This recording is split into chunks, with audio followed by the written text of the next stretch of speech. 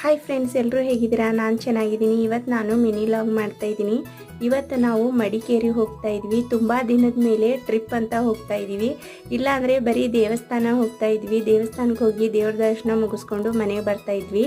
ಇವತ್ತು ನಾವು ಮಡಿಕೇರಿ ಹೋಗ್ತಾ ಇದ್ವಿ. ನಮ್ಮ ಮಗಳಿಗೆ ತುಂಬ ಖುಷಿ ಆಗ್ತಾಯಿದೆ. ಯಾಕಂದರೆ ಅಲ್ಲಿ ಜಿಪ್ ಲೈನ್ ಆಟ ಆಡಬೇಕು ಅಂತ ಅವಳಿಗೆ ಖುಷಿ. ಅವಳೇ ಕೇಳ್ತಾ ಇದ್ಲು, ಜಿಪ್ ಲೈನ್ ಆಡಿಸಿ ಅಮ್ಮ ಅಂತ. ಅದಕ್ಕೆ ಹೋಗ್ತಾ ಇದ್ವಿ. ಬ್ಯಾಗ್ ರೆಡಿ ಮಾಡಿದ್ದೀನಿ.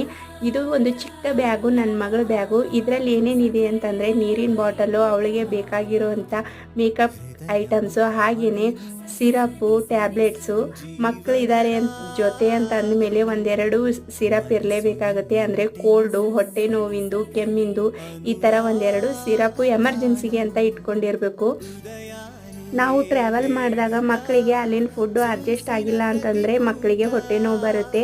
ಹಾಗೆಯೇ ನೀರು ಚೇಂಜ್ ಆಗಿಬಿಟ್ಟು ಕೋಲ್ಡ್ ಬರುತ್ತೆ.